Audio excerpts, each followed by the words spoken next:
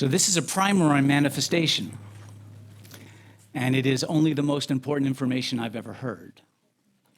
Now, why am I qualified to talk about it? Well, I'm a lawyer. I worked in the Senate. I've been speechwriter to a dozen presidential candidates and one winner.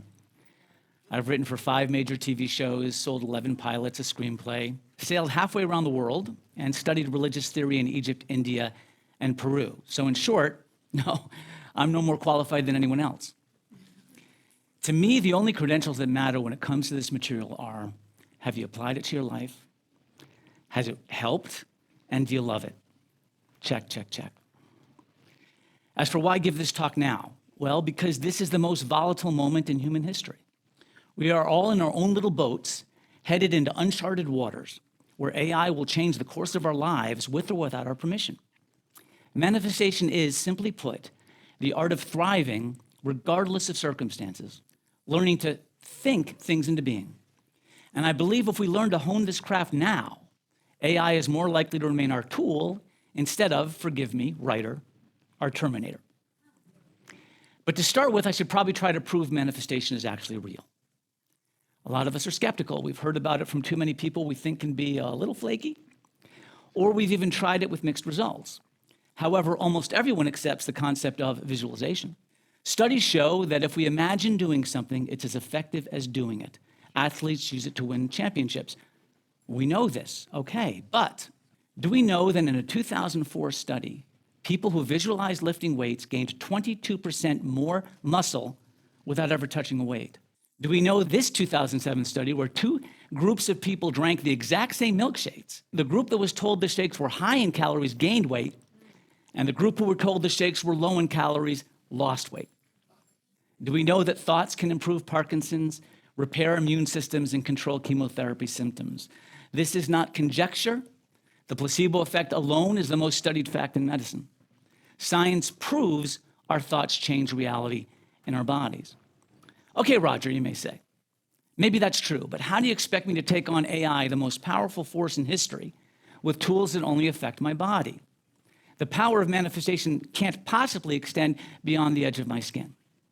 However, more and more studies prove that our thoughts affect other people, events, and even objects. A 2002 study shows that positive thoughts help us get hired. A 2013 study shows that positive thoughts affect love interests. A 2005 study shows that positive thoughts create success. So, how specifically does this technology work?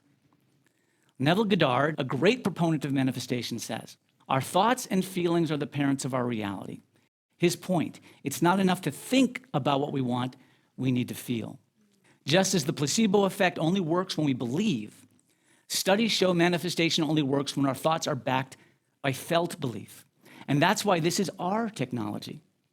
Because at least now, if not forever, AI cannot feel. And without feeling, it can't form a belief. That is why some say AI notoriously lies. Without the certainty of feelings and beliefs, all it can ever do is guess. As such, AI can only use physical technology. Spiritual technology belongs to the living, which is why we even see it in the animal world. Animals that are calmer, more confident, in other words, who feel safe, end up more safe. They get more food, more mates, more social status. They're even less likely to get eaten by predators.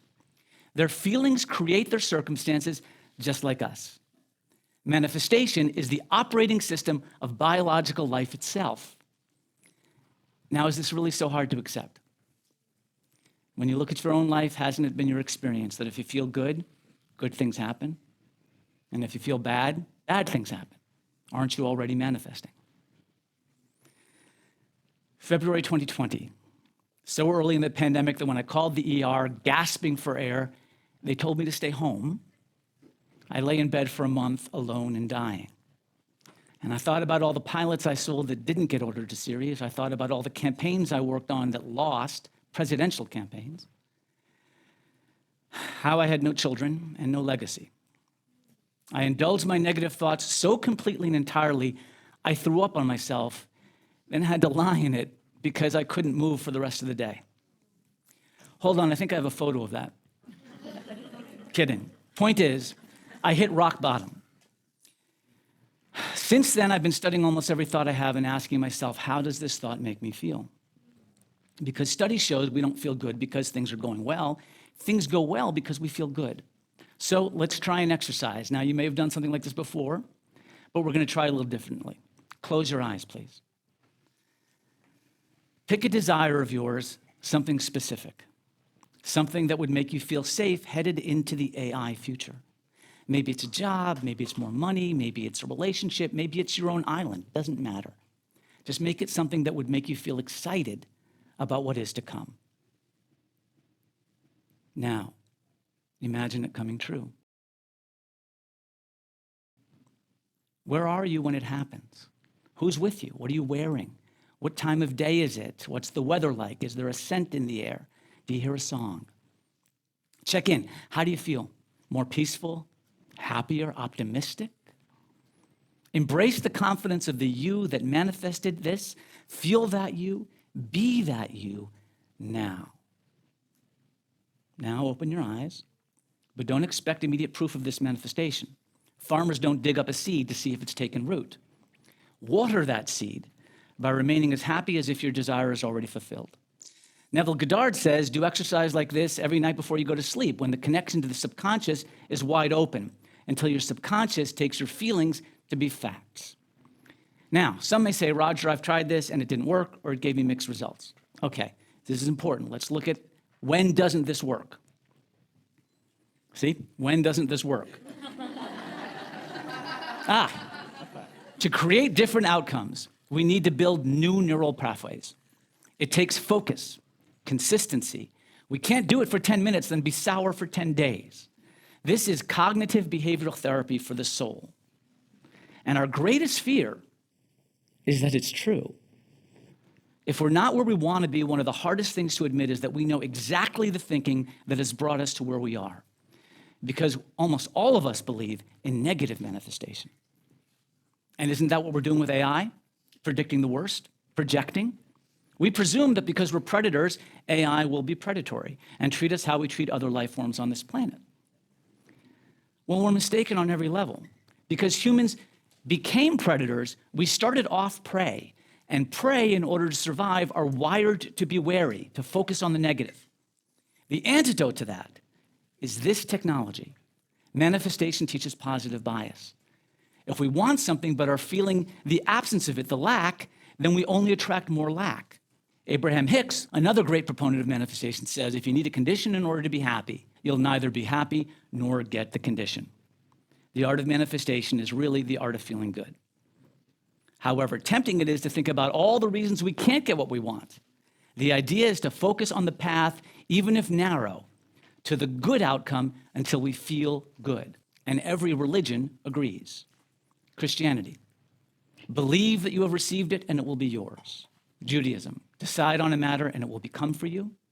Islam, Allah will not change the people until they change what is in themselves. Hinduism, you become what you believe. Buddhism, with our thoughts we make the world. Indigenous wisdom, what you think about grows. So, AI is coming. Without manifestation, we are ripe to be controlled by the very algorithms we've built. But with manifestation, AI can become a tool we use to produce our results even faster. Now, can't you see the value of each of us learning how to manifest what we want now before AI decides for us? Can you imagine if more people gain this skill, which is driven by positive thoughts and feelings, how much better will be the world we collectively create? Use the exercise we did earlier. Before bed, whenever your thoughts lead you astray, we all have negative thoughts, but it's a choice to dwell on them. Choosing otherwise is the work of our lives. Maybe even try this mantra on for size. Things are wonderful exactly as they are now, and I'm eager for even more.